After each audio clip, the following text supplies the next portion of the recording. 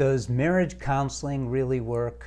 My name is Paul Friedman. I am the founder of the Marriage Foundation, and I'm going to try and give you the answer that you're actually looking for.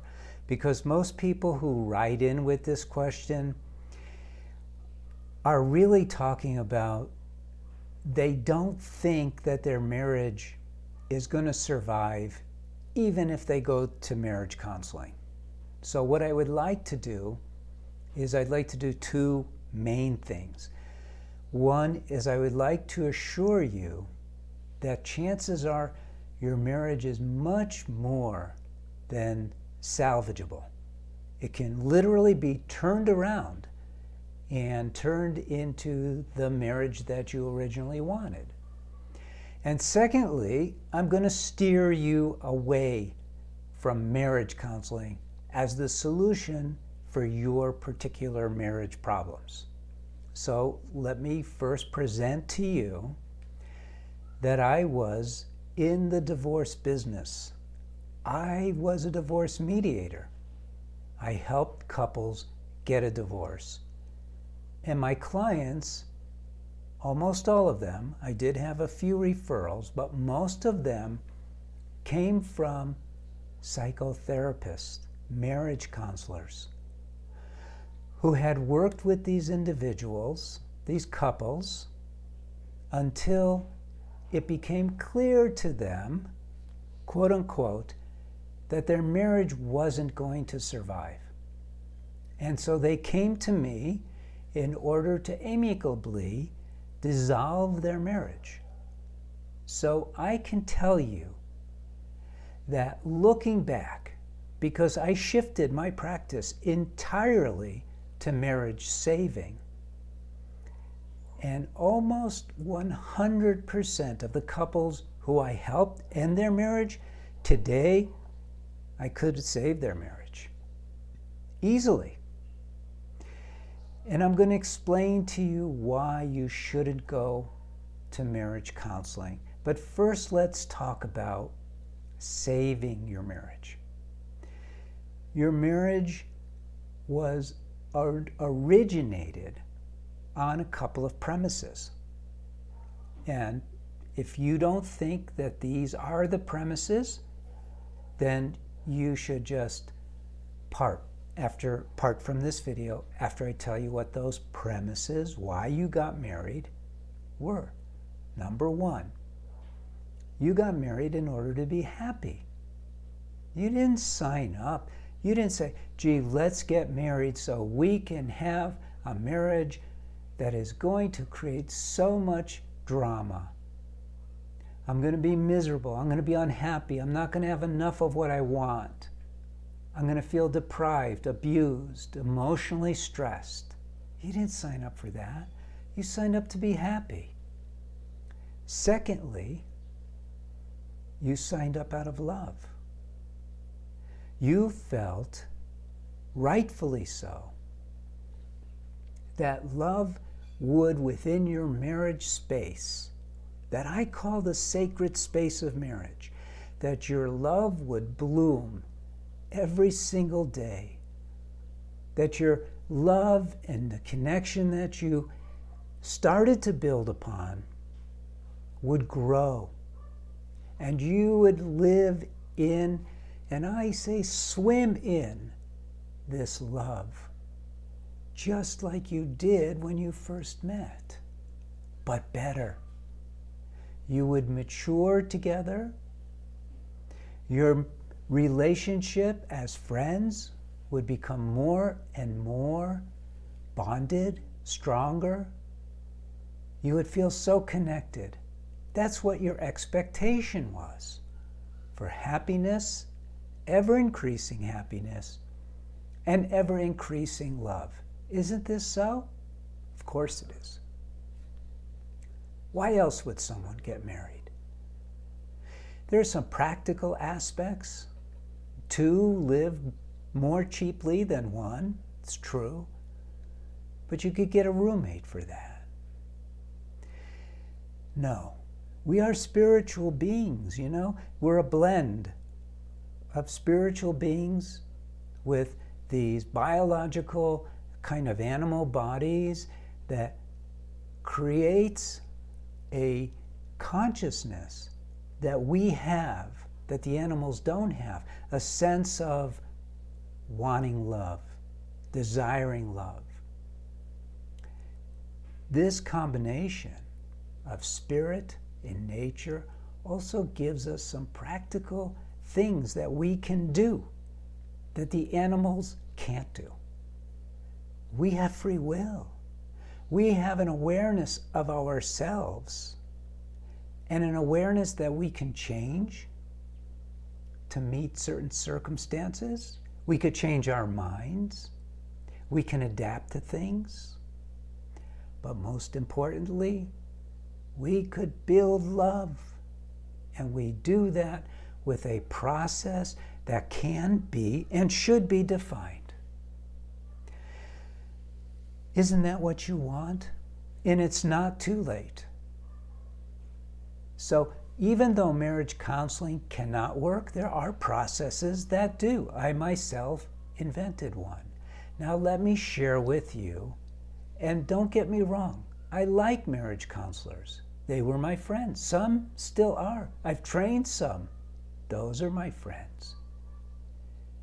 They're good people. However, they've never been properly trained to help couples reignite the flame of love within their marriage.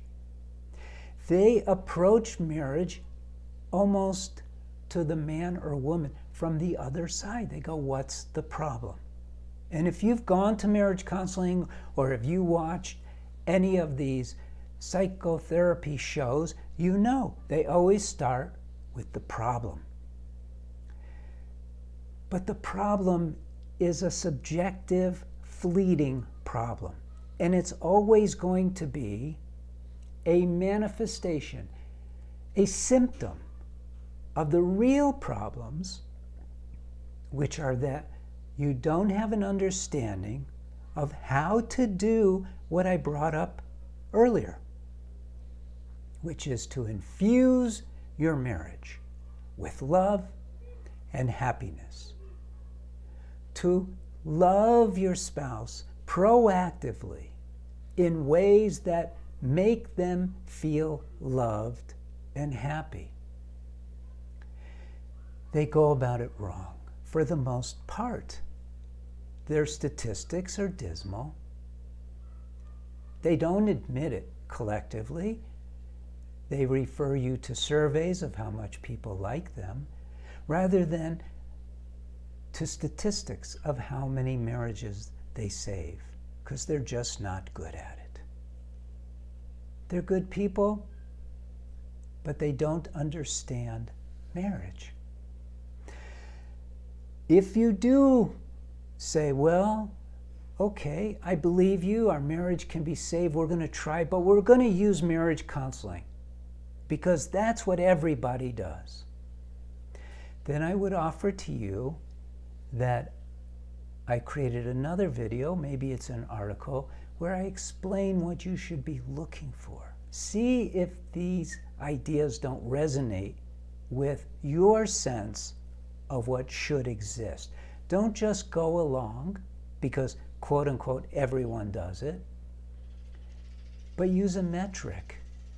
Define what you'll be looking for. So when you walk into marriage counseling and a counselor wants to know your childhood and your past, ask how that has anything to do with what I've spoken about before, about the goals, the ideals of marriage. They don't. You know, let's use this as an analogy. Let's say you are driving along and you see a mountain and you decide, I want to climb that. But you've never climbed the mountain before. But you start out, the slope is not too steep, you can do it, and you're going up and you're really enjoying the woods and the sounds of the woods as you slowly ascend, and it gets steeper, and pretty soon you find yourself in trouble. You're clinging to the edge of a cliff, much like you may be now with your marriage. You're clinging. And someone comes along and you go, "Can you help me?" And they go, "Sure." And you say, "Okay, please help me." And they go, "Okay, well, let's analyze how you got into the predicament that you're in now." And you go, "Wait a minute. My fingers are about to let go. I need help." Someone else comes along and they go, "Grab this rope. Put your foot here. Put your hand here." And immediately you're out of danger. And that's the difference. The therapists love to analyze. They want to explain to you how you got into trouble. They want to explain your predicament. I want you to get happy, safe, and on the right path to marriage success. There's a big difference. The other problem with marriage counseling, which most people have no idea about this, is that they're not specifically trained to help couples. So what happens is every single marriage counselor has their own thing, their own way of doing it. Now, years ago, I trained a lot of therapists. And my first class was 13 of them. And I had someone screen them before I spoke with them.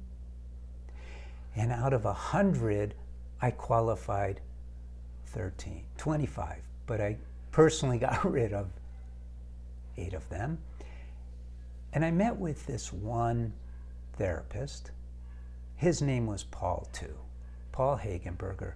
He has passed away. He used to teach in the university students who wanted to learn to be therapists. Brilliant man, very good-hearted. And what I did with each of them was I gave them Breaking the Cycle. That was the book that I wrote so I could help train therapists. And he said, "I love your stuff." And I said, "Well, tell me about how you do it." And he told me his approach. And it was 100% educational. And I said, "Paul, you don't need me at all." He goes, "No, but I really want to be part of what you're doing. I like what you're doing." And the difference is that most of the community, the psychological community, who earn their living off of your coming many, many times, is self-serving for the therapists. And my methodology was get them in, get them on track, and get them out. And it works. Now, of course, I have courses that an individual can take online, and it's so much more usable and useful and efficient than meeting with people individually. Now, occasionally, someone does need that personal touch, but for 99% of the time, no. So, I'll go back to the question. Does marriage counseling really work? Will it really help us? And the answer is twofold. One, your marriage not only can be saved, but it can be turned into that joyous institution you initially envisioned. And two, you won't get there through marriage counseling. So I hope this was helpful. It's my sincere desire to help you. The Marriage Foundation is a nonprofit foundation. We have counselors. They're not marriage counselors. We have counselors that help with the program, but they'll also help you decide on a path to take. They know what you're going through. All of them who I have trained were not only married, but they all had difficulty with their marriages, and every one of them used the processes that I discovered, the techniques, the methods, and they want to give back too. So that's it. If you like this approach to marriage, subscribe. You can also like this video, share it with your spouse.